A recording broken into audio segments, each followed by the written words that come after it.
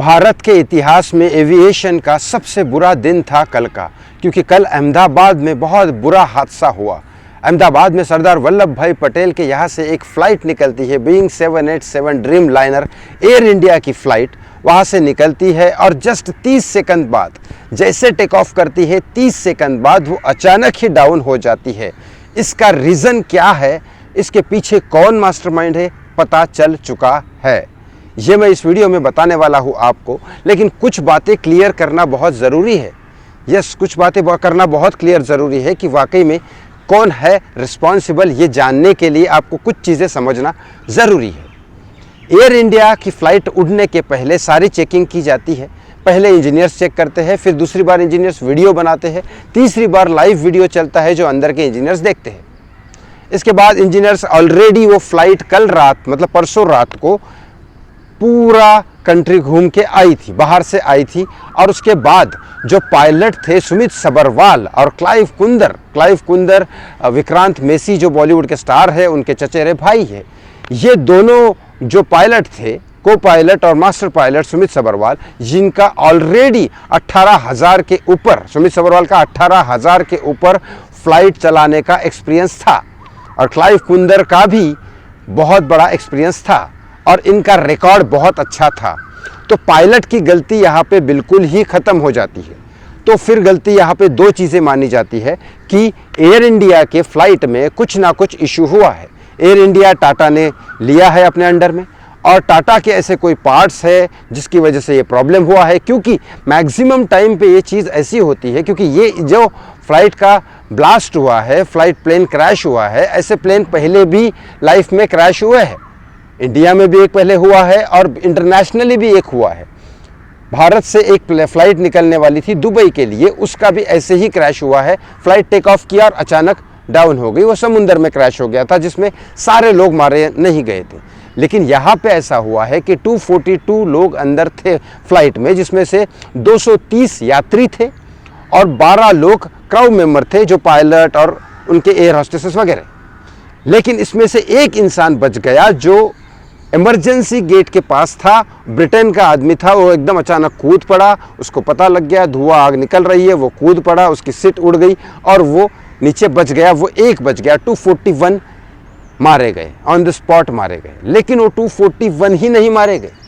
ये फ्लाइट जब directly on हो रही थी, डाउन हो रही थी, वहाँ पे एक मेडिकल कॉलेज था जहाँ पे प्रैक्टिसेस होते थे और डॉक्टर्स भी आते थे, अपना इलाज भी कराते थे, बहुत सारे लोग, ऑपरेशंस भी होते थे। और वो वहाँ पे उस समय, क्योंकि फ़्लाइट का टाइम था 1 से 1:30 बजे के बीच में ये फ़्लाइट टेक ऑफ कर रही थी और इन सब का खाने का टाइम था, तो ये सब मेस में खाना खा रहे थे और बराबर उसी समय वो मेस के ऊपर गिरी तो 75 लोग वहाँ पे मारे गए। इसमें से 242 लोगों में से 159 इंडियन थे, बाकी अमेरिकन थे, यूके के थे, एक कनाडा का था, बाकी कुछ तुर्किश थे और ब्रिटेन के थे।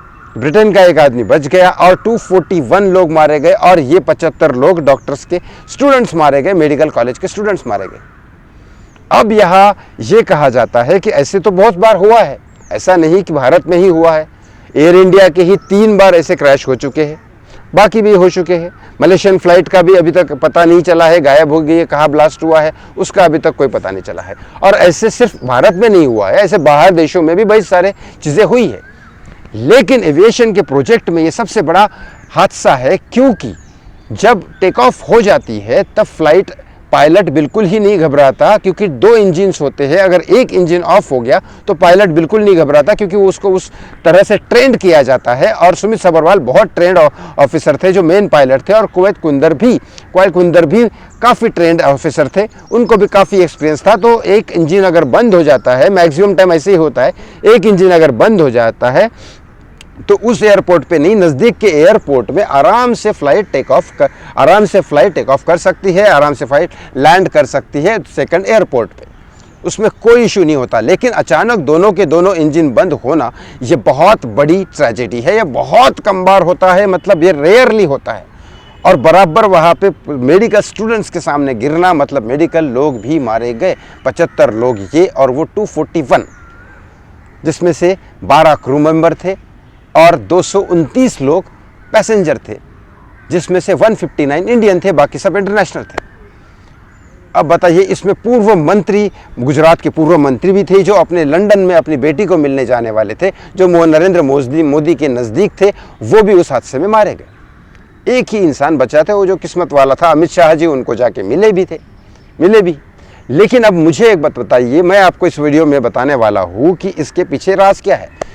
न्यूज़ मीडिया में मैक्सिममली यही चल रहा है कि टाटा के जो पार्ट्स है, जो लोगों ने बनाए हैं, जो इंजीनियर्स के नाम लिए हैं, एयर इंडिया में जो लोग चेकिंग करते हैं, एयर इंडिया में जो लोग फ्लाइट्स के सारे पार्ट्स चेक करते हैं, कौन सी फ्लाइट में क्या प्रॉब्लम है, क्या नहीं है, कितना फ्यूल होना चाहिए, उसका मेंटेनेंस कितना होना चाहिए, उसका वेट कितना होना चाहिए, क्या फ्यूल का वेट और सारी चीज़ों का वेट और लोगों का वेट और सारी बैग्स का वेट वगैरह सब सारी चेकिंग करने वाले जो एरोनॉटिक्स इंजीनियर है, एविएशन इंजीनियर्स है, वो परफेक्ट है या नहीं है, उनकी गलती है, टाटा के एयर इंडिया के पार्ट्स की गलती है, ये सारी चीज़ें चेक की गई।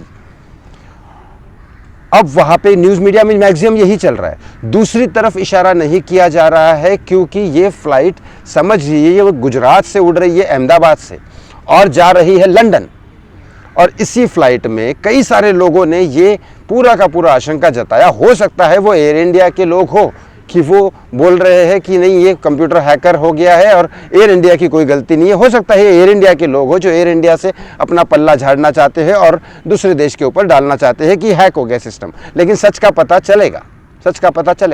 मैं बताता हूँ, ये हैकर भी हो सकते हैं, इसके दोनों ऑप्शंस है। लेकिन सच्चाई क्या है मैं बताता हूँ आपको, क्योंकि वीडियो सामने आ चुके हैं एयर इंडिया के, यूएस और यूके के लोग यहाँ पे आ चुके हैं इन्वेस्टिगेशन करने के लिए, क्योंकि ये छोटी चीज़ नहीं है। अब 26/11 पे जाते हैं। 26/11 में जो अटैक किया था बाहर के लोगों ने, पाकिस्तान के ISI एजेंसीज ने जो अटैक किया था, जो यहाँ भेजा था लोगों को, और उन्होंने पहले अटैक किया था ताज पे, और इंटरनेशनल लोग वहाँ आते हैं इसके लिए वहाँ पे अटैक किया था, ताकि भारत के मैक्सिमम बाहर से आने वाले लोग यहाँ पे ना आए, भारत की इकोनॉमी डाउन हो और बड़े से बड़े अमीर लोगों को मारा जाए। बराबर। ये फ्लाइट इतनी इंपॉर्टेंट इसलिए थी कि अहमदाबाद से निकल रही थी। गुजरात आसपास भारत का सबसे ज़्यादा डेवलप्ड स्टेट है और मोदी जी का राज है वहाँ पे, और यहाँ से फ्लाइट निकल रही है और लंदन जा रही है, मुंबई नहीं जा रही थी। लंदन जा रही है तो बहुत सारे इंटरनेशनल लोग होंगे, और फ्लाइट वहाँ पे अचानक गिर जाएगी तो वहाँ मेडिकल कॉलेज भी है। लेकिन कुछ लोग ये भी कह रहे हैं कि भारत बाहर का ये नहीं है, क्योंकि 9/11 जब अटैक हुआ था, प्रॉपरली जब किया गया था कि इसी तरह से मारना है, तो वहाँ पे ऐसी और भी कई सारी बिल्डिंग्स थी जहाँ पे ध्वस्त करके बहुत सारे लोगों को मारा जा सकता था, ये भी कहा जा रहा है। लेकिन हैकर्स ने प्रॉपरली अगर वहाँ पे किया है, क्योंकि मैक्सिमम लोग मारे गए, 241 और 75, मतलब बहुत बड़ा आंकड़ा है ये। 315 के पास ये आंकड़ा गया है अप्रोक्सीमेट, जितना मैं समझ रहा हूँ। तो इतने लोग अगर मारे गए हैं, तो क्या ये हैकर का सिस्टम नहीं हो सकता? क्योंकि ये फ्लाइट का इंपॉर्टेंस कुछ और है। गुजरात, लंदन, मोदी, क्योंकि पायलट की कोई गलती नहीं है। पायलट ने मिड डे मतलब होता है कि पायलट को अगर आशंका हो जाए कि कुछ प्रॉब्लम्स होने वाले हैं, तो वो इमीडिएटली एयर इंडिया के ऑफिस में, वहाँ पे एयरपोर्ट पे कॉल करते हैं इमरजेंसी ऑफिसर्स में। लेकिन वहाँ पे जब तक वो कॉल उठाएंगे तब तक तो ब्लास्ट हो चुका था, क्योंकि इनको टाइम ही नहीं मिला कुछ भी करने का, पायलट को सेव करने का टाइम ही नहीं मिला और ये ब्लास्ट हो गया। अब आप बोलोगे किसकी गलती है? न्यूज़ मीडिया में तो चल रहा है कि टाटा के पार्ट्स की, वहाँ के लोगों की, एविएशन इंजीनियर्स की, इन सब की गलती है। हैक लोग जो कह रहे हैं, इंजीनियर्स जो लोग कह रहे हैं, वो कह रहे हैं कि हैकर्स का इशू है, कि हैकर्स ने ही किया है। मैं जो समझ रहा हूँ वो ये समझ रहा हूँ, क्योंकि ऐसी फ्लाइट्स के ब्लास्ट पहले भी हो चुके हैं कि फ्लाइट टेक ऑफ करती है, दोनों इंजन ऑफ होते हैं और डाउन हो जाती है। और ये हैकर्स का भी हो सकता है, क्योंकि इंटरनेशनल आज कंप्यूटर काफ़ी डेवलप हो चुका है जो फ्लाइट में यूज़ होता है, और मैन्युअली भी उसको कंट्रोल किया जा सकता है। 3 ऑप्शंस होते हैं, पहले तो एक इंजन बंद होता है, फिर उसके बाद मैन्युअली भी उसको ऑपरेट किया जा सकता है, फिर दूसरा इंजन बंद करने के बाद इतना टाइम ज़रूर मिलता है कि उसको लैंड कर सके कहीं ऐसी जगह पे जहाँ पे सेफ हो जाए सबके सब, या तो कम से कम जान का खतरा हो।